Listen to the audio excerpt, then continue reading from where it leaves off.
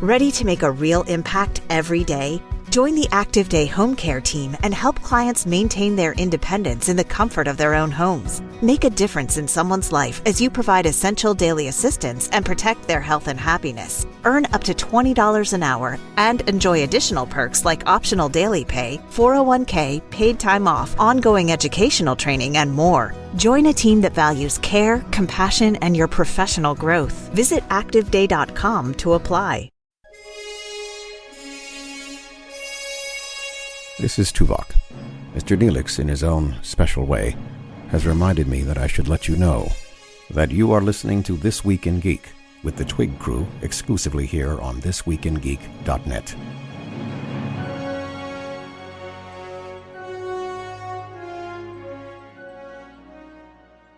And now it's time for another special feature.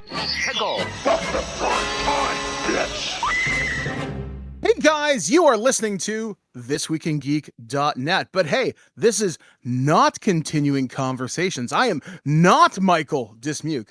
I'm Mike the Birdman. This is This Week in Geek.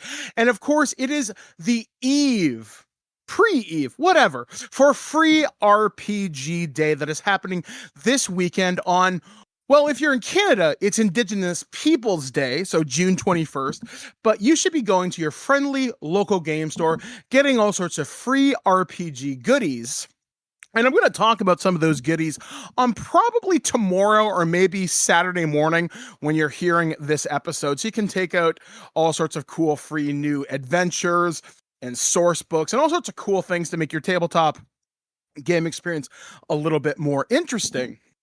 But one of the things that I like to do around this time of year is I like to reach out to people in the RPG community. And in the last year or so, I've somehow become a part of this industry. I've actually written a couple things. As some of you may know, I'm a freelancer for Modiphius, and I've worked on Star Trek Adventures, second edition core book, and it's been a pretty interesting time doing work for this company.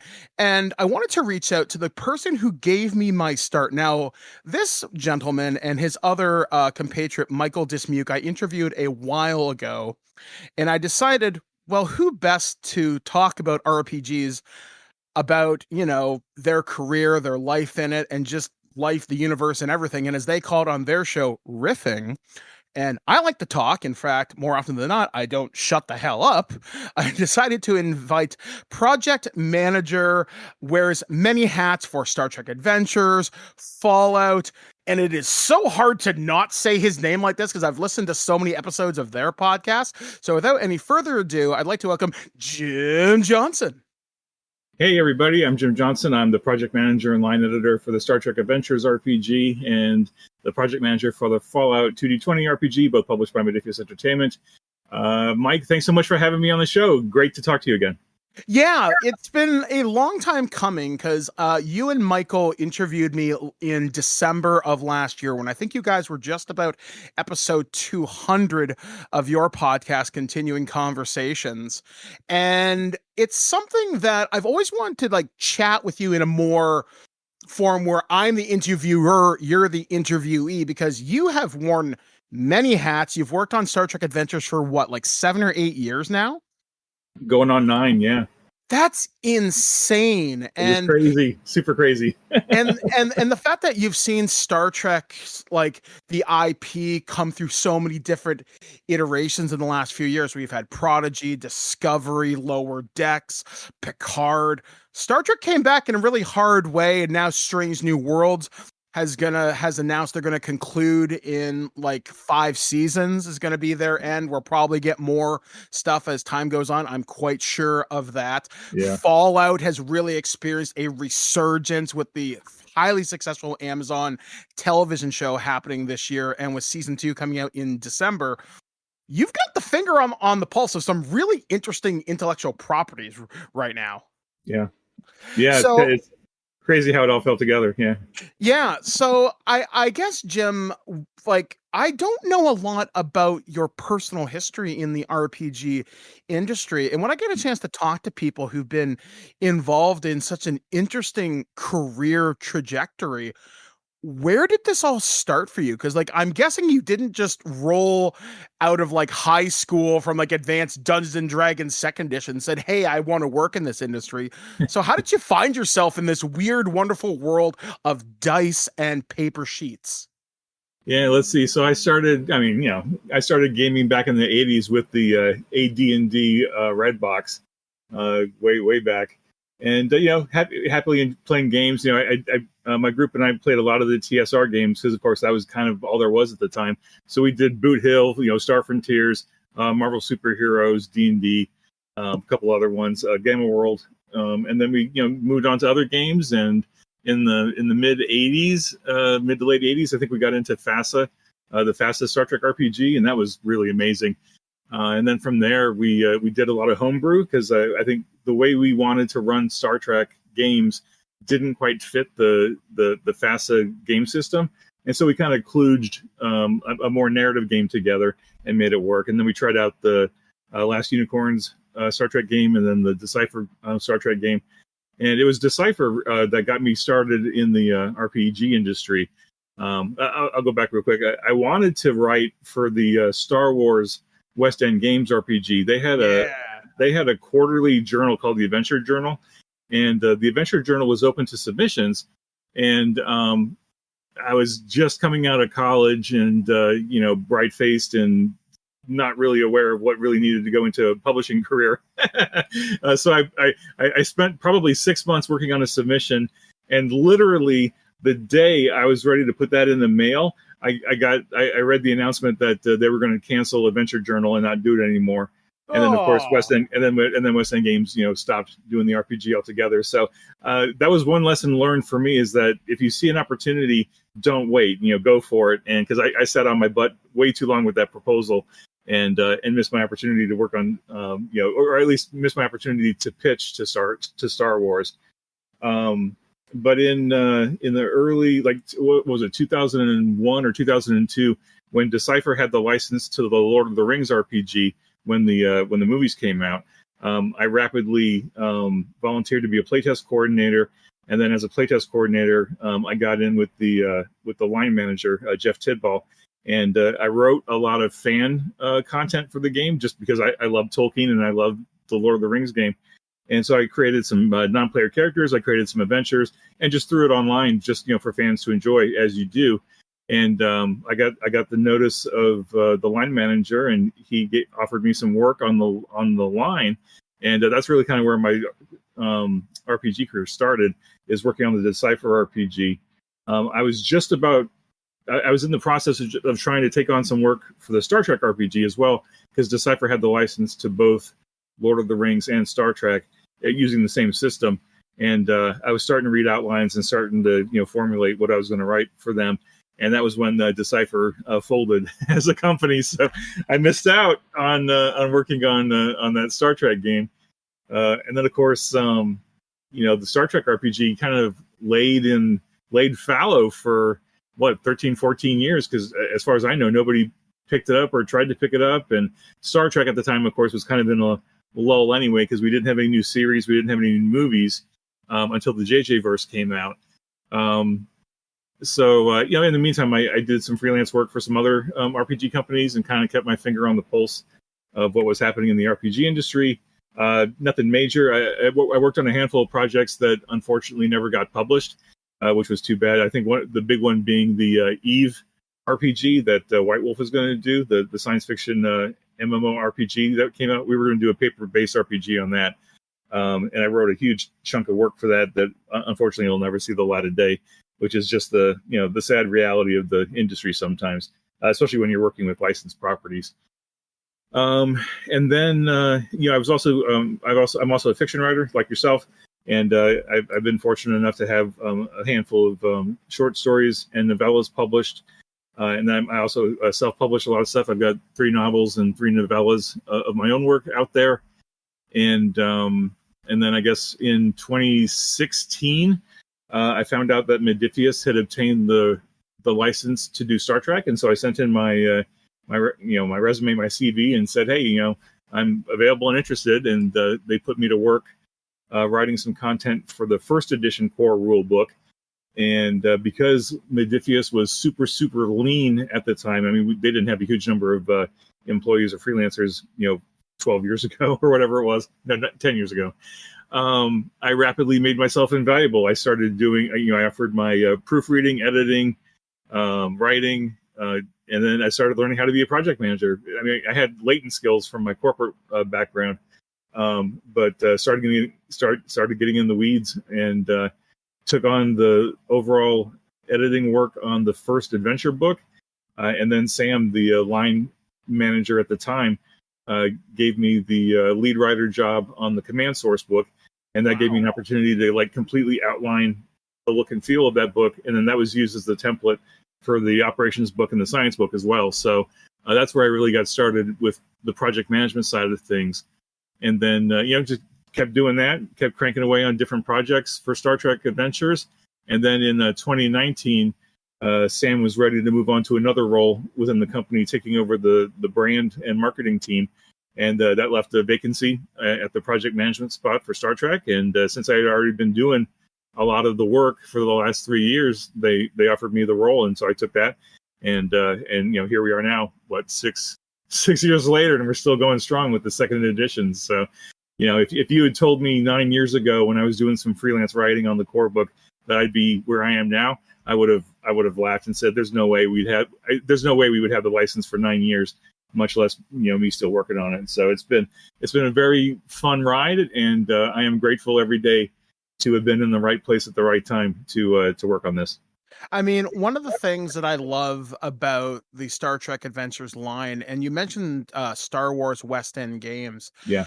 That game was so incredibly well supported with its splat books, like Yeah. Galaxy Guide, the adventure thing. Like, I'm a huge Star Wars West End Games fan. Yep. I'm still trying to collect all the books. I think I got like 90% of them.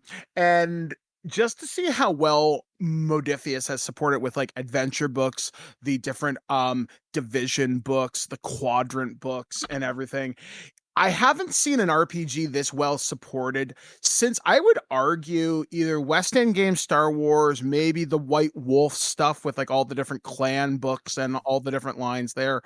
It's really amazing. And I think that really helps strengthen a community and just bring so many people together. And one of the things that I've noticed about Star Trek Adventures, particularly since I started getting involved as a freelancer back, I guess a year and a half to 2 years ago now, just seeing how many people come together. Like, I've been listening to the podcast you do with Michael Dismuke, another freelance writer, and also helped work on, who was the head writer on Captain's Log, which is the solo RPG. And believe me, we are going to get to that. Just seeing the amount of people come together and just talk about this. There's blogs, there's actual plays. There was a gentleman, Guy, who just started his own Star Trek channel to help people really get involved in second edition to be a better player. And it's funny, one of the person I knew him through something else, and he became a member of my team over at This Week in Geek, Aaron Paulier, who does all the work on all the kind of starships. It's amazing just to see how big the Star Trek family is. I even discovered, I was talking with some of your members in the Facebook group. Turns out the guy who got me into role playing, I know a friend of his from the Star Trek game. He's like, "Hey, can you get a Star Trek game going?" I'm thinking, my God, this galaxy is small. It's kind of like utterly incredible. But to come back to this, so I was just mentioning the Star Trek Captain's Log solo RPG, and that is something I've taken a look at, but I didn't really start digging into till just kind of recently. And solo RPGs are something very new to me, and I find them very, very interesting. So could you tell me a little bit more about that? Absolutely.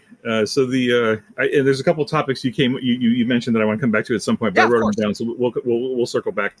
But yeah, so the solo RPG, as the industry has grown and changed, and once we hit the pandemic, and things happened in the world, there's been a gradual, I don't want to say a shift, but there's been a gradual increase in interest in playing games solo, whether it's board games, card games, or even RPGs. And so there have been a number of really good solo RPGs put on the market over the last, I guess, 10 years maybe, either indie or bigger companies. And it was 2000. It was either 21 or 22 when we started talking about it, and we were like, well, why don't we do a solo RPG version of Star Trek Adventures? I mean, take your one character and just go through it and tell a story and an adventure and have fun with it. And because we knew that solo RPGs were popular, there weren't. I don't think there were hardly any licensed RPG solo games on the market. I know that the One Ring had a little supplement for their game, but it wasn't a standalone. It was meant to be used in conjunction with the One Ring or the D20 version. And so we took a shot, and literally we had no idea what to expect. We did our market research, and we just didn't have anything to compare it to. There were no good comps for a licensed solo RPG really that we could find, and we were really surprised. Pleasantly surprised at the reaction to when it came out, and even now it's been out for 2 years now, and people are still buying it up and talking about it online and playing games and posting their stories online, which for me is super rewarding, because we wanted to give players and the tools to tell their own Star Trek stories, tell their own Star Trek adventures, and they're doing it, and that's super cool. So I think in this day and age, it seems like if you're doing a board game, a card game, or an RPG, there's a healthy subset of fans who want solo rules. And so you could potentially be doing yourself a disservice if you don't at least think about, how do I play this game by myself, if that's what happens. And we did that with Star Trek, and we're enjoying it. One of the things that I've noticed about Star Trek, and it's something that it's going to sound weird when I say it, but I think you'll understand it. Star Trek to me is it's a very interesting game because it can go in so many different directions from a narrative standpoint. It's not just bad guy of the week, which it could be if you wanted to take it in that direction and turn it into like a combat game. But Star Trek at its core is not that. And for me, I come from that Star Wars, D&D, Shadowrun, BattleTech sort of background where it's mostly combat games. Star Trek has forced me to be a different type of game master. I'm literally starting to run my own group right now for the first time, and it's terrifying because I wonder, am I one of the things I've often wondered about, am I smart enough to tell stories in this space? But by reading the books and listening to podcasts and just looking at the Star Trek IP as a whole, I'm discovering it's so much more than what it was. And it challenges game masters and storytellers to be more creative, to think outside the box. So when you were working on Star Trek, how did you put together your design philosophies for game masters guides and players guides to help expand them, other than punch Klingon in face, fire photon torpedoes at Borg cube? How do you expand the storytelling possibilities in this IP? That's a great question. I think I can't speak to Nathan. Nathan's the system designer for 2D20, and he designed the original Star Trek RPG and the second edition. But I think, having worked with him for 9 years now, he and I are fairly similar, or at least on the same wavelength as far as what Star Trek means. And I think Nathan's intention going into designing the game was take everything we've seen on screen in the totality of the Star Trek franchise, and distill that down into a game experience that you can have at the table with your friends. And if you've watched enough Star Trek, and I know you certainly have, Mike, any genre of story can fit into Star Trek somehow.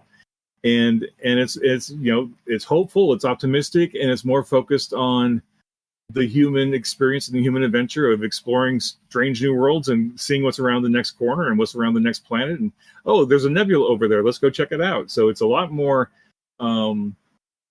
open-ended than let's kick this door down and kill everything inside and take its loot, right? Not that there's anything wrong with that kind of gaming. I've done plenty of that and I enjoy it. But I think Star Trek really lends itself to a different kind of experience simply by the nature of the franchise. Is so much more focused on hopeful optimism and exploration and discovery. And sure, certain parts of the franchise do the pew pew blow up shooty stuff really, and hand to hand stuff really well. There's plenty of episodes of the original series and DS9 that you get the Kirk double-handed punch, and you got Cisco and the Defiant going at it with the Jem'Hadar and the Dominion and stuff. So there's always ample opportunity for combat in Star Trek, but it's not the focus unless you want it to be, of course. Like a group may say, hey, we want to do the shooty more often than not, and that's fine. You can do that. Or other groups may turn the dials and move the levers around to be like, oh, well, we want 75% exploration and 25% combat. Or if you're like my group, where I set up opportunity after opportunity for them to get into some sort of combat, and they always manage to find a diplomatic solution. So it's not that they're necessarily avoiding combat; they just want to they feel challenged to find a diplomatic solution instead of going for the quote unquote easy option of violence, right? So I think Star Trek, though, as a franchise and as a game, property potential, I think you can do. You can go anywhere on those sliders, and tweak it to taste. Even week to week or session to session, you could do a super cerebral episode one week, and then do a heavy combat shooty game the next week, and it'll all fit within the franchise and probably fit within the parameters of your campaign. There was something I was listening to one of your episode discussions, and it triggered something that one of my players said to me this week, and it very much goes along with what you just said. One of my players, when we were setting up our session 0 for our game, was the USS Aronnax. It's an Intrepid class ship, and he goes, Mike, your D&D games are very combat focused, which is great, and we have fun with that, but can you give us more lower decks, less DS9? And I was like, that's interesting, because I've never thought of myself as a comedy DM. Let's be real, I'm not. But I also looked at the layers of lower decks, thinking they do a lot of interesting missions too. Like you mentioned, like it could be like Second Contact. It could be like exploring that nebula, finding out what's in it. But there's something that I thought about today, just for some reason. I thought about an interesting thing about what Star Trek is to me, and I'd love to get your perspective on this. And Star Trek as therapy. And what I mean by that is, one of my characters is always been a ship's counselor. And I've always loved the idea of Star Trek relates to that human experience. And this morning, I don't know why. Like, I feel very hormonal saying this, but I was watching a clip of Star Trek Picard season 3. By the way, guys, spoilers if you haven't seen it yet. There's a moment where Data and Lore are inside Data's head, and they're fighting for control of the body. And Data is handing his memories over to Lore.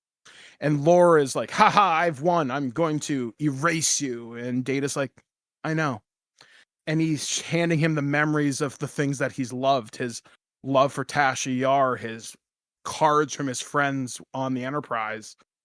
And this is going to sound so weird, and I'm almost embarrassed to say this, but it was such an inspiring moment. When Data hands Lore his cat and said, this simple creature taught me to do something that I couldn't, to love. And Lore's like, why are you giving this to me? Because this is me. And that really struck me about the power of Star Trek this morning, about how this is a game that, again, it's not the Borg, it's not the Jem'Hadar, it's the exploration of the human condition. And that's something I never thought I'd pull out of a role-playing game, especially with Star Trek, because now I'm looking at it as an adult. When I was a kid, I have had powerful moments in role-playing games where there was real emotion at those tables, tears even. Yep. But when I looked at this, I thought, this is an interesting thing that I never thought I would pull out of Star Trek, because my wife doesn't much care for it, because her dad used to she always saw Star Trek as a submarine show, because, always a bunch of naval officers just kind of yelling at each other. But when I looked at this morning, I saw someone watching this with me understanding it.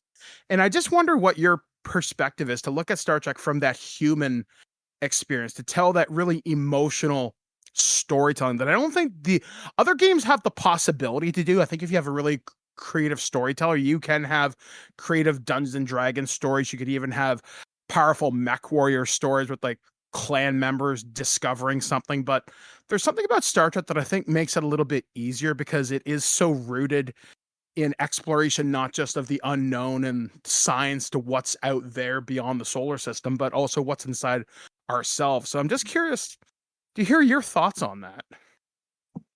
Yeah, no, I agree with you 100%, Mike. And I think that's one of the things that really appeals to me about Star Trek. I think, I think back on all the RPG experiences I've had over the last, mumble decades, and I've had some really good games with, D&D and Marvel and Star Frontiers and stuff.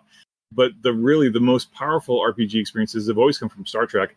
And I think from Star Trek gaming, and I think it's because Star Trek as a franchise, I grew up with it, right? So it feels like a very safe space where I can explore myself and my friends can explore themselves, and we can do it together in a safe space that was really kind of subconsciously assumed. Like we didn't sit down and we didn't come up with a group social contract or anything to figure out, here's how we're going to play Star Trek or not to play Star Trek. We kind of got it, but we kind of grokked what Star Trek was, and that imbued us and just, came out in the table just naturally. And, fortunately, because I'm a writer and maybe you can identify with this, I'm a pack rat. And so I've kept all of my notes, all of my synopses, all my random paperwork from all those games from, 20, 30 years ago. And when I look back on those notes, as an older adult now, I can look back and see, boy, adolescent me was really working through some stuff through the game, right? And I didn't realize it at the time, but I remember having relationship challenges and life challenges like we all have, and that was coming out in the game, and like some of my characters were exploring the same sort of issues and concerns within the game, with their relationships and their connections and their challenges. And I didn't appreciate it at the time, obviously, that I was actually working through that stuff through the game. But now looking back on those notes, because I kept them, I can look back with some wisdom and say, oh wow, yeah, I was really using Star Trek RPGs as therapy, and that even extends into writing, right? Like a lot of writers use writing as therapy to explore issues that they're having, in addition to telling a good story. So I think that's, really, that's just the nature of Star Trek, especially because I've never had those kind of powerful therapeutic moments in an RPG that wasn't Star Trek. I've certainly tried, but the feel wasn't there, or maybe the game master wasn't the right game master, or the subject matter just wasn't quite right. So yeah, and I think that's what always appeals to me about Star Trek RPGs is that you can explore that kind of stuff if the group is, okay to go along with that, which, I've been lucky enough to have groups that have always been willing to go, not to say go dark, but just to be willing to pull back the psyche a little bit and start digging, like you said, both into the characters and, exploring the characters as well as exploring the universe. Right. So yeah, I totally hear what you're saying.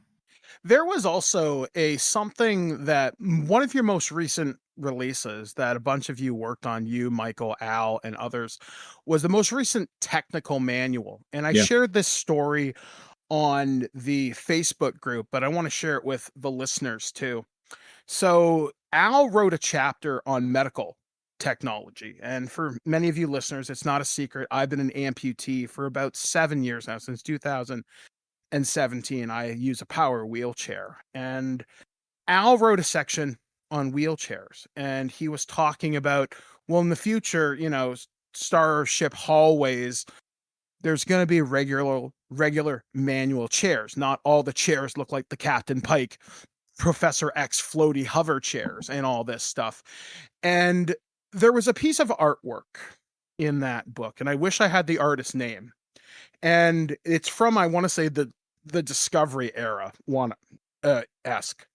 And the person is getting fitted for a a prosthesis, and I'm stuttering because I'm emotional in this moment. Sorry. And when you are an amputee, sometimes for you to get an artificial limb, you have to do something that's known as shaping.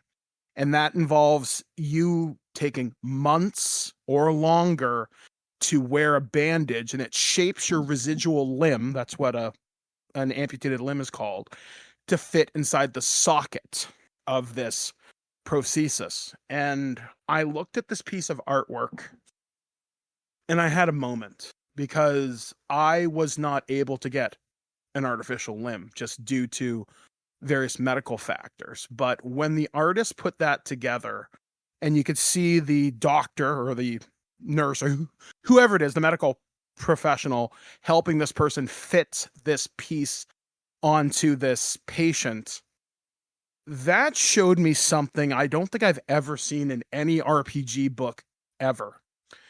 And it was a level of understanding about not just the subject matter, but how that subject matter affects the community and its representation. And it was an incredibly powerful moment that I did not expect, to having read a Star Trek thing. Of all things, I did not expect this. And it just kind of hit me. And I just really wanted to share that moment with you and the listeners, because this is something that the Modiphius property, and I'm not just saying this because I'm a freelancer, I genuinely mean this. The books really represent all sorts of different people. I know when you asked me to come on board, you said, hey, can you do anything in infinite diversity and infinite combination, sort of to show what is the universe like? And that was a moment that I had of representation, and I just wanted to share that with you. And not sure if I told this story to you or not. I'll tell you another brief one, because I'd love to. Again, this is a beautiful one. And considering this is Pride Month when this is happening, I ran into a young person. I don't want to assume their gender. I think they're non-binary, but anyway. I ran into them in a bookstore, and they were looking at the various RPGs, and we got talking. And I said, hey, I write for Star Trek. I'm like, oh, that's cool. What did you write? And I talked about some of the sidebars that I wrote for the second edition core book. And one of the core things that I wrote was about a young person who was very open in their identity. They were, if not bisexual, pansexual. Basically, love is love. And I saw a young person who I'd had no connection with 10 minutes before meeting open up, and we shared a very deep conversation. And I think this person was going to cry when I told them, like, when I said, why did I write this? I'm like, well, because love is the universal language that everybody understands. And again, I never expected the power of Star Trek to come from me, of all people. Again, I'm a dork. You see my posts on Facebook. It's like idiocy and cats.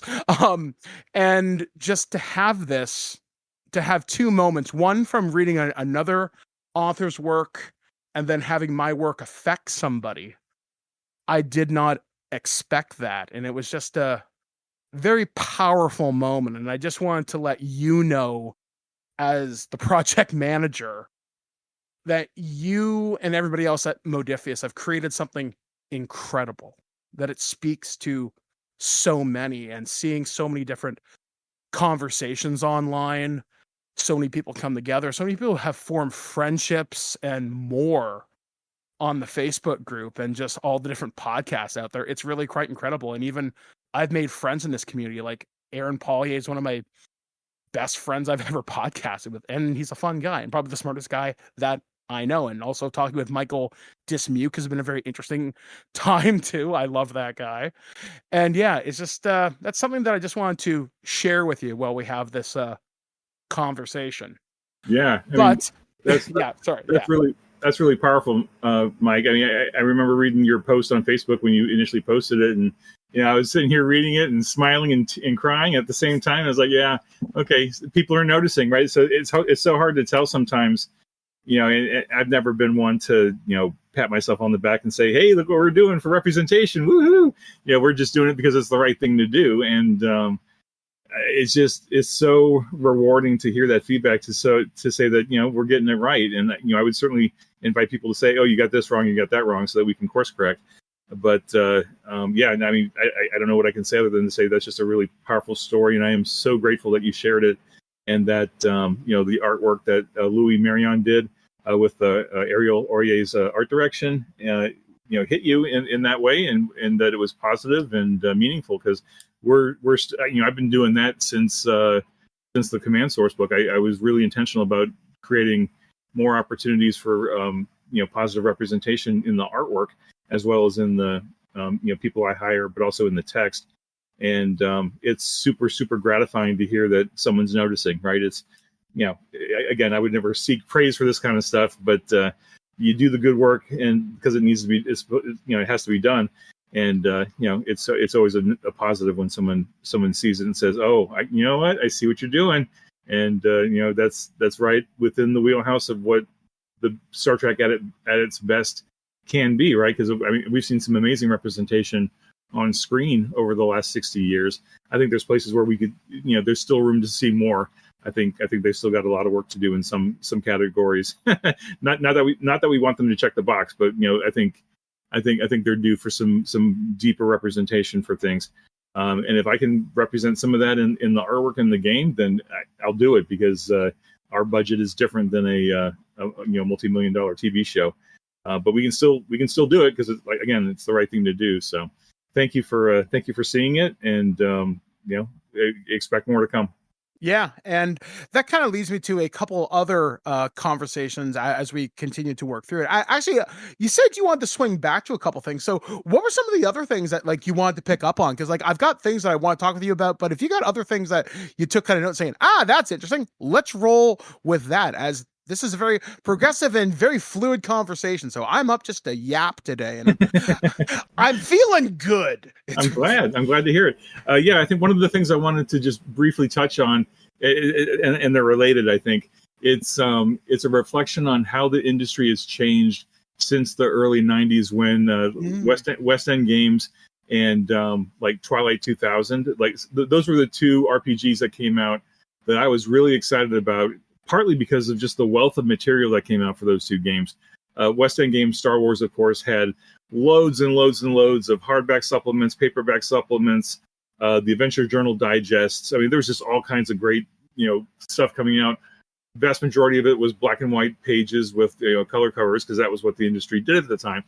And then we've seen a shift in the industry over the years toward more, full color hardcovers that in general the average gamer just can't let go of, right? We just haven't, as an industry fan base, we just haven't fully embraced digital yet.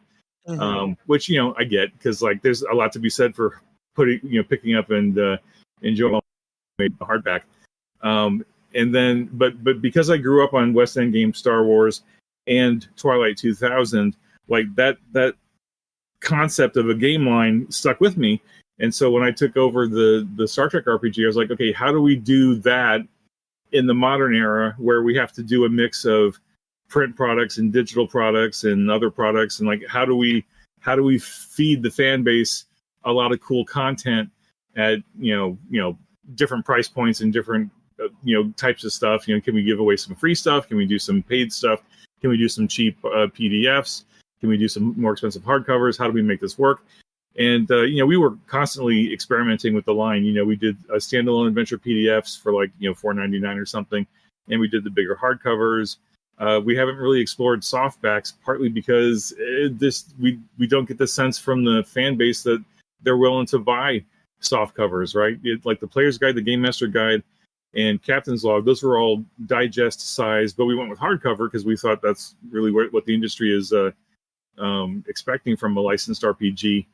Maybe not so much an indie who can probably safely get away with a softback digest or something, but so we're still experimenting with that. I know that the quick start that it will be out for Free RPG Day, that's a full color like magazine soft cover type of thing, and for that kind of a product, that makes sense.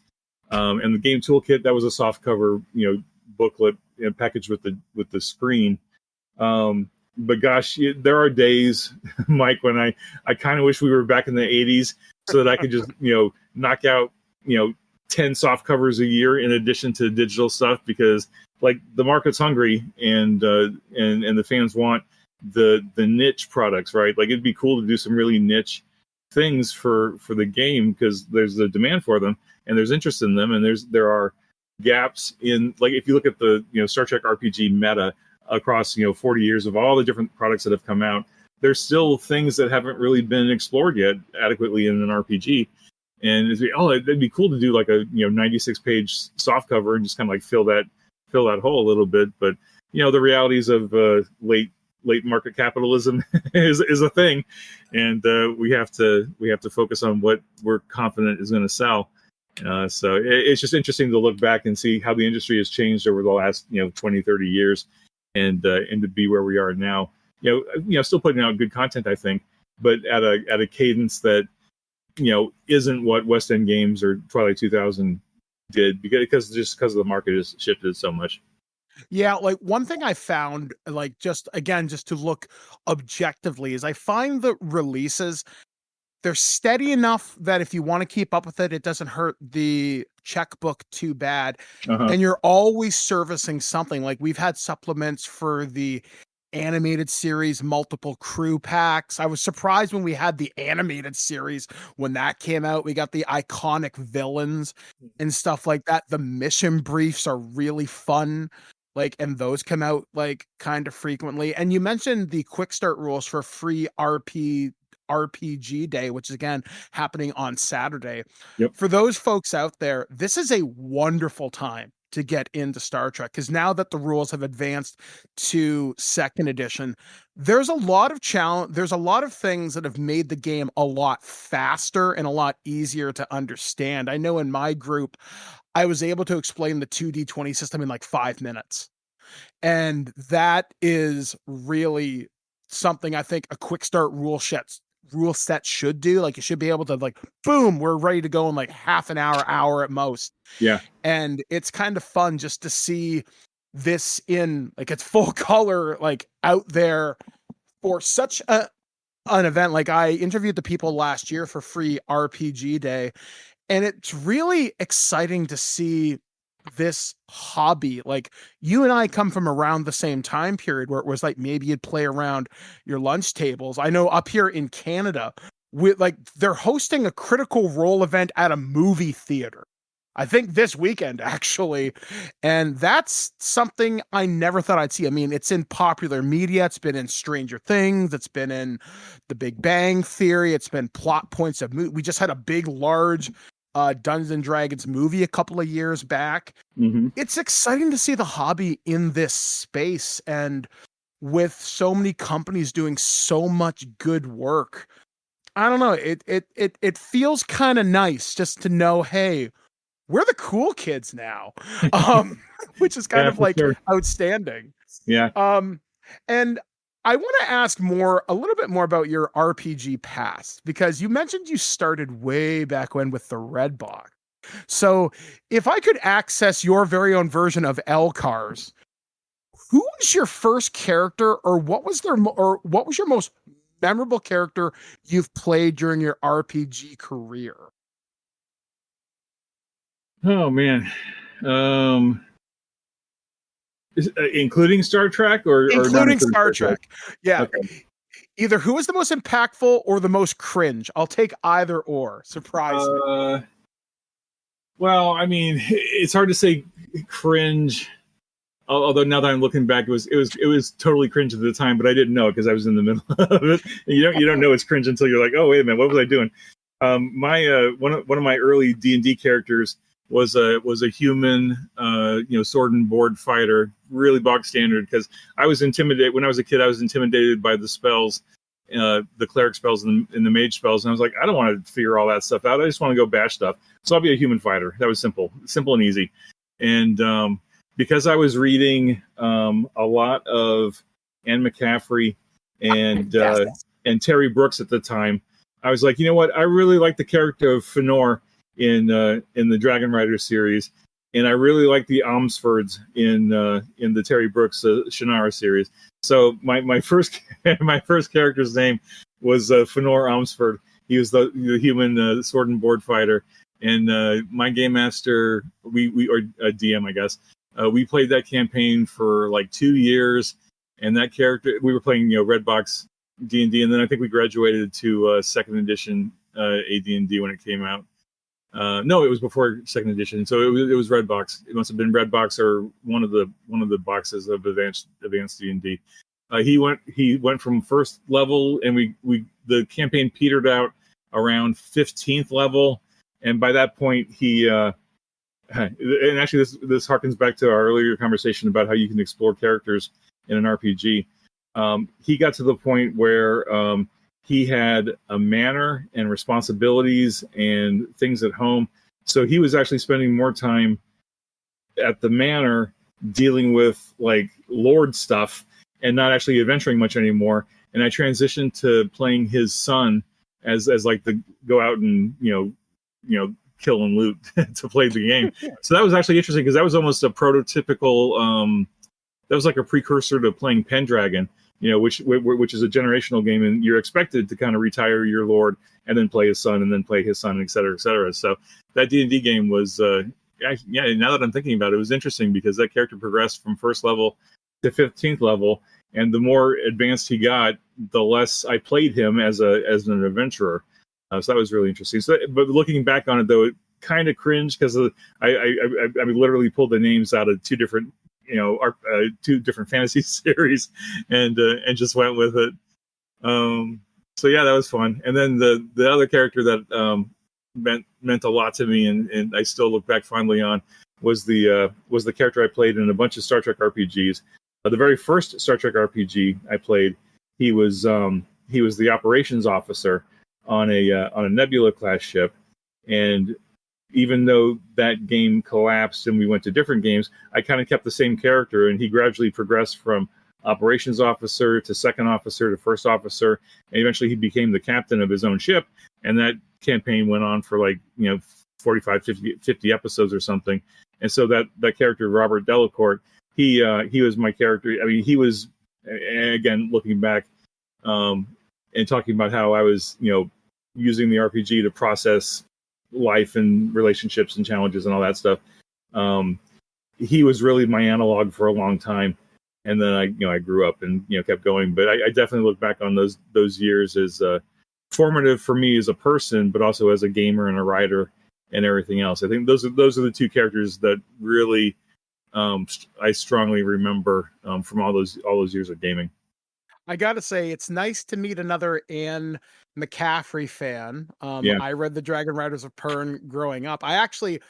She was the first author I ever spoke to. Nice. There used to be a radio call-in show in my very small hometown of 20,000 people in the 90s, and one of the hosts managed to get her on the air. I was 10 years old at the time. And when I spoke with Anne McCaffrey, I was asking her about weirs.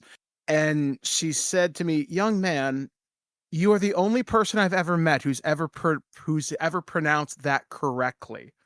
And Wow. I was like, Nice. "Oh, I didn't know. I just thought it looked funny and sounded cool." Uh-huh. But yeah, it's kind of cool just to go back and look at how our characters have grown. I mean, much like you, I had one of my first characters was a Shadowrun character who I named Dade Mulder. You can guess where the one name came from. The other one came from the movie Hackers, and he was an interesting fellow. But now that I look back on it through the lens of wisdom and cringe, I'm like, I've kind of learned a lot from that. It was a very interesting time. Yeah. But yeah, I mean, you've had quite the interesting journey through the RPG industry, and it's kind of inspiring just to know that literally sometimes you take a chance and you miss it, but other times you just do what you love and it happens. And like I said, that very much mirrors how you and I got connected. It was a chance email on a Sunday night watching Tucker and Dale versus Evil.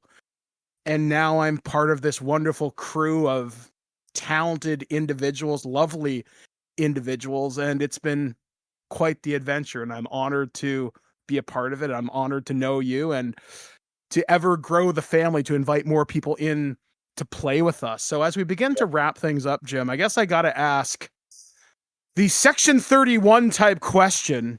What's coming up for Star Trek Adventures? Because I don't know.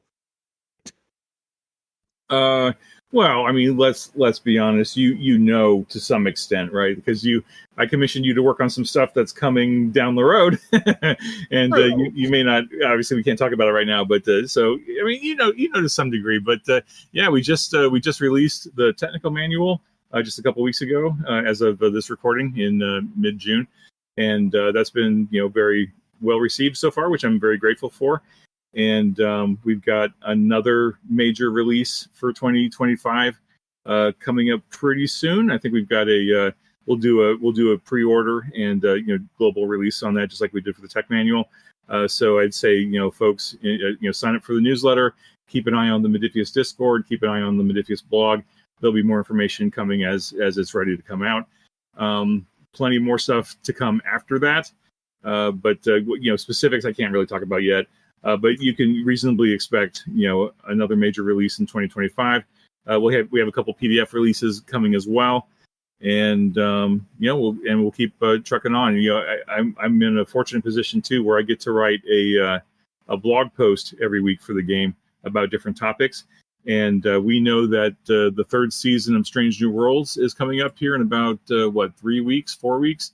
Yep. And I'm hoping that the episode, I haven't seen them yet. I'm not read into the scripts or anything, so I have no idea what to expect other than what we've seen in previews.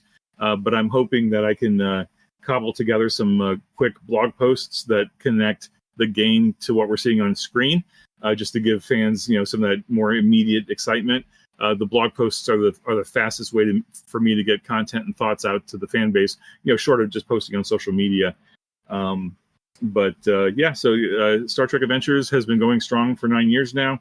I don't see that happening, even though it's a licensed property, and those are always, subject to change because of they're out of our control to some extent, right? The Paramount might choose to go a different route, but that's up to them.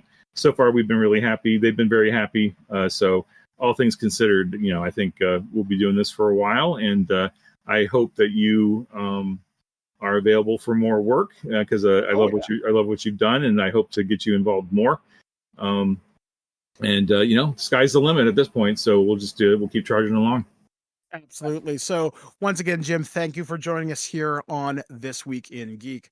So guys, that was my interview with Jim Johnson. Okay, it is so hard to not say his name like that. It's a little crazy. But if you want to hear more about Jim and some of the other writers and other people who work on Star Trek Adventures, you can go to Continuing Missions, and they have a podcast that is on YouTube called Continuing Conversations. They are like 200 plus episodes deep. Tons of stuff. There's like actual plays on there. There's interviews with the people who design the system, writers like myself, but just conversations about how to improve your game and bring different things to your game. One of their most recent episodes was about building character arcs, and they gave me some really interesting ideas on how to do some really interesting stuff in my game, which you can find over on my Patreon, which is completely free. If you want to support me, hey, cool, I'm going to buy more magic cards or something else stupid. But you can follow my Captain's Log, which is going to be really exciting, because I think you're really going to like what I'm going to bring to that character. My cringe character from the 90s, but now she's all growing up, and I'm ready to do some exploring of strange new worlds and discover new civilizations.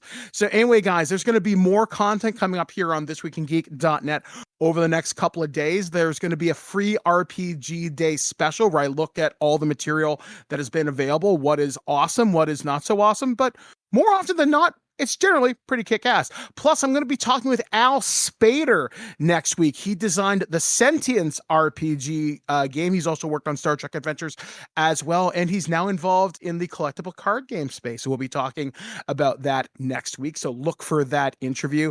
So, guys, this is going to be me getting out of here for the next few days. We do have more content coming up on the site over the next little bit. We do have the last couple shows of the season coming up. I know know we've been a little light this spring, but health and everything else going on. But we do have a few more of those. We do have lots of pre-recorded content. I know I'm working with Dave, Ken, and Adam for more RAM and loose cannons. Me and Aaron and Alex are working on all sorts of stuff, so be sure to be locked to thisweekingeek.net. So guys, until next time, I've been Mike the Birdman saying, be excellent to each other. We'll catch you guys again next time, right here on thisweekingeek.net. At no point in your rambling, incoherent response were you even close to anything that could be considered a rational thought. Thanks for listening to this episode of This Week in Geek. Hungry for more? Check out our website at thisweekingeek.net. You can subscribe to the podcast, browse our Twitter and Instagram, and leave your thoughts on today's topics. If you'd like to give us some feedback, send us an email at feedback@thisweekingeek.net. Tune in next time, and remember, lower your shields and surrender your listenership. We would be honored if you would join us. Thank you for your cooperation. Good night.